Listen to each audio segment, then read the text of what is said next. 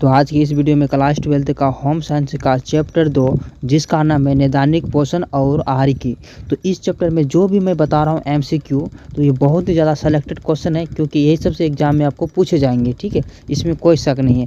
तो मैं क्या बोलता हूँ कि अगर आप लोग को याद है सब क्वेश्चन तो आप रिविजन समझिए इसको और फटाफट इसको मैं पढ़ते जाऊँगा, ज़्यादा लेट नहीं लगाऊंगा। अगर आप इसको पढ़ रहे हैं तो वो भी पढ़ सकते हैं क्योंकि इससे बाहर क्वेश्चन तो आएंगे नहीं, तो कोई दिक्कत इसमें भी नहीं है। अगर इसका आप आंसर जानते हैं तो कमेंट सेक्शन में ज़रूर लिखिएगा, नहीं जानते तो सिर्फ वीडियो देखिए, कोई दिक्कत नहीं है। ठीक है, अगर चैनल में नहीं आए तो सब्सक्राइब तो कर लो मेरा भाई। ठीक है, अपना ही चैनल है, कोई दिक्कत नहीं, लाइक तो बनता है, कमेंट कर सकते हैं आप लोग के लिए कमेंट सेक्शन खुला है। ठीक है, तो चलिए बिना देर के वीडियो को स्टार्ट करते हैं। अगर आपको पूरी तैयारी करनी हो तो आप हमारे चैनल पे जाके प्लेलिस्ट में जाके एक चैप्टर को डिटेल से वीडियो के साथ पढ़ सकते हैं। सबसे पहले बोला जा रहा है क्या मतलब संक्रामक। ठीक है, संक्रामक जो रोग है तात्पर्य है तो किस पर है? रोग का बार बार होना या रोग का लंबे समय तक बने रहना या फिर व्यक्ति की मतलब एक व्यक्ति से दूसरे व्यक्ति तक पहुंचाना। ठीक है, तो ये जो यानी संक्रामक जो ये रोग होता है ना, यानी एक व्यक्ति से दूसरे व्यक्ति तक चला जाता है। ठीक है, तो इसको ध्यान रखना है, इसको आंसर ऑप्शन नंबर सी आपको मार देना है। आगे बोला जा रहा है क्या, क्षय रोग से बचने के लिए कौन सा टीका लगाना चाहिए? तो इसका जो सिंपल सा टीका होता है क्या होता है? BCG। ठीक है, उसका टीका का नाम क्या है? BCG। क्षय रोग जो होता है उसको बचाने के लिए BCG आपको लगाना पड़ेगा। 3 नंबर में बोला जा रहा है कुकुर खांसी से बचने के लिए कौन सा टीका लगाना चाहिए? तो इसका DPG लगाना है। क्या लगाना है आपको? DPG नहीं सॉरी DTP लगाना है आपको। ठीक है, यहाँ DT है, इसको हिंदी में लिखें तो उतना DTP हो जाएगा, ऑप्शन नंबर इसका B होगा। आगे बोला जा रहा है क्षय रोग को फैलने का माध्यम क्या है? क्षय रोग जो फैलते हैं तो उसका माध्यम क्या है? वायु प्रदूषण या फिर दूषित भोजन या फिर प्रदूषित मिट्टी, या ये सब तो नहीं होगा। इसका जो आंसर है वो हो जाएगा दूषित वायु, यानी वायु के कारण ये फैलता है क्षय रोग। आगे बोला जा रहा है क्या, रोग। ठीक है, रोग निरोधी क्षमता कितने प्रकार के होते हैं? 2, 3, 4, 6। तो ये कुल मिला के 2 प्रकार के होते हैं। ठीक है, यानी ऑप्शन नंबर इसका ए हो जाएगा, बिल्कुल परफेक्ट। चलिए 6 नंबर में बोला जा रहा है एड्स कैसे फैलता है? एड्स कैसे फैलता है? हाथ लगाने से या फिर साथ साथ खेलने से या फिर संक्रमित स्वास्थ्य से या फिर जल और भोजन से।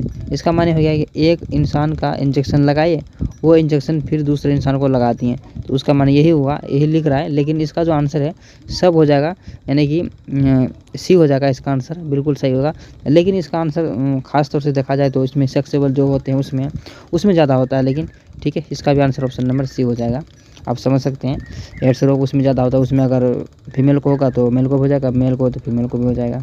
ठीक है, तो चलिए 7 नंबर में बोला जा रहा है कौन सा रोग वायु द्वारा नहीं फैलता है? खसरा या फिर हैजा या फिर सर्दी या फिर क्षय रोग।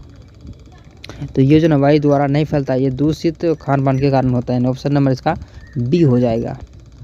चलिए 8 नंबर में बोला जा रहा है क्या, किसके द्वारा शरीर के सूक्ष्मतम इकाई कोशिका की रचना होती है? ऊर्जा, प्रोटीन या फिर खनिज लवण या फिर आयोडीन। तो ये जो प्रोटीन के कारण ही शरीर का जो क्या बोलते हैं कोशिका मतलब रचना तैयार होती है। ऑप्शन नंबर इसका B होगा। चलिए 9 नंबर में बोला जा रहा है खसरे का टीका कब लगाया जाता है? खसरे का टीका कब लगाया जाता है? 5 महीना पर, 9 महीना पर, 10 महीना पर या फिर 1 साल पर? तो खसरे का जो टीका लगाया जाता है वो लगाया जाता है 9 महीने पर। ठीक है, कितना महीने में? 9 महीने में। ऑप्शन नंबर इसका B हो जाएगा। चलिए 10 नंबर में बोला जा रहा है क्या, स्त्री के प्रथम ठीक है दुग्ध स्राव को कहते हैं? मतलब स्त्री के प्रथम दुग्ध स्राव को क्या कहते हैं?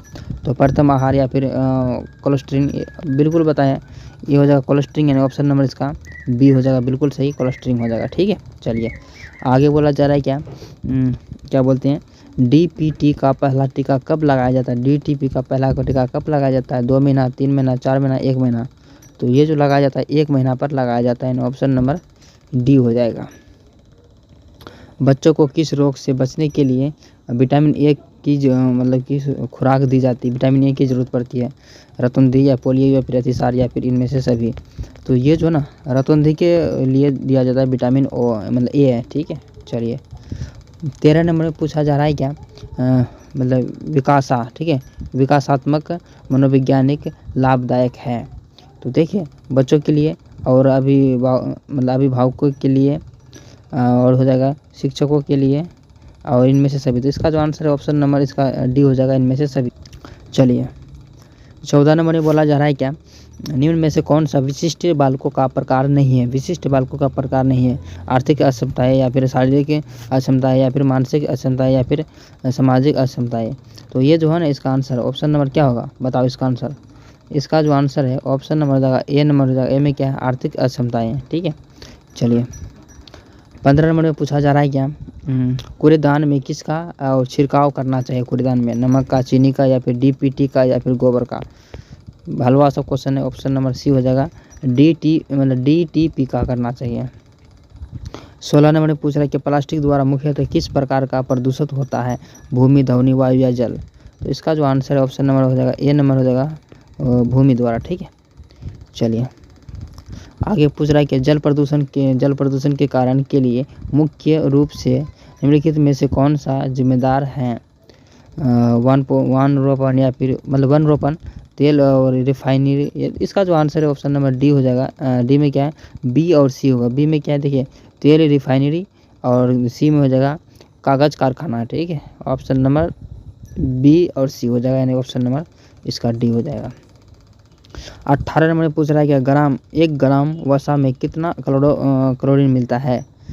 तो देखिए कैलोरी मिलता है, तो 1 ग्राम वसा में तो लगभग 9 कैलोरी मिलता है। कितना, 9। ठीक है, चलिए 19 नंबर में पूछ रहा है कि निम्न में से कौन सा तत्व विकास का प्रभावित नहीं करता है, विकास को प्रभावित नहीं करता है। रोग एवं चोट या फिर पोषण या फिर वातावरण एवं धन। तो ये जो ना धन जो है ना इसको नहीं करता है। ठीक है, यानी ऑप्शन नंबर इसका डी हो जाएगा। 20 नंबर में पूछा जा रहा है कि अंतःस्रावी प्रणाली से संबंधित आजकल का सबसे आम रोग क्या है। आम रोग, तो ये जो है ना मधुबनी है। ठीक है, मधुमेह रोग जो है ना आम हो गया आजकल। चलिए 21 नंबर में बोला जा रहा है क्या, टाइफाइड एवं हैजा बीमारी किसके प्रदूषण के होता है, किसके प्रदूषण से होता है। जल, भोजन या फिर उपयुक्त दोनों, या इनमें से कोई नहीं। तो ये जो होता है ना दोनों से, जल के कारण भी और भोजन के कारण भी होता है, यानी कि सी नंबर हो जाएगा। यानी WHO का पूरा नाम क्या है, WHO का पूरा नाम क्या है। तो उनका नाम था वर्ल्ड हेल्थ और ऑर्गेनाइजेशन। ठीक है, ऑप्शन नंबर इसका ए हो जाएगा। चलिए 23 नंबर में पूछा जा रहा है कि निम्न में से कौन सा व्यक्तिगत स्वच्छता के अंतर्गत आता है। स्वच्छता के अंतर्गत आता है हाथ धोना, दांत को ब्रश करना, नाखून काटना, ये सब तो आम है। ऑप्शन नंबर इसका डी हो जाएगा, सब हो जाएगा।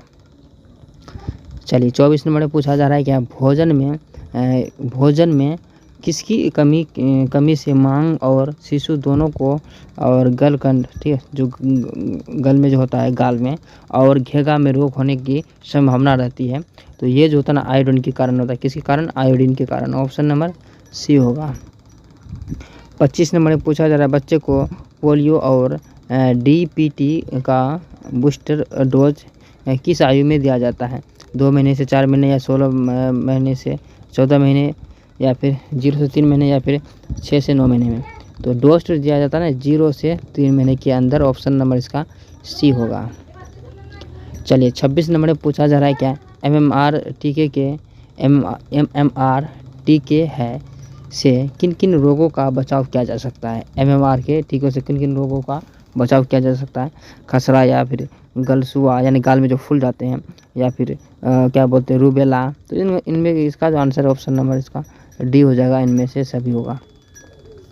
27 में पूछा जा रहा है क्या, विटामिन सी की कमी से कौन सा रोग होता है। विटामिन सी की कमी से रोतंती या सर्दी या फिर क्या बोलते हैं एनीमिया या फिर बेरी।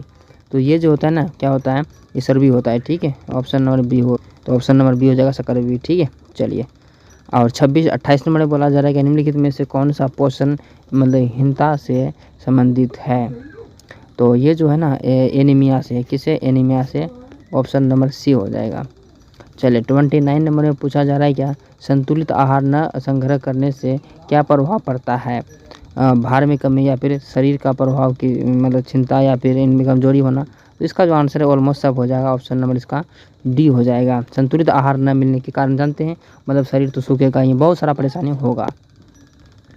चलिए ऊर्जा प्राप्ति का मुख्य स्रोत क्या है। ऊर्जा प्राप्ति के मुख्य स्रोत क्या है। प्रोटीन, कार्बोहाइड्रेट या जैसे चावल में मिलता है, खनिज लवण या फिर विटामिन।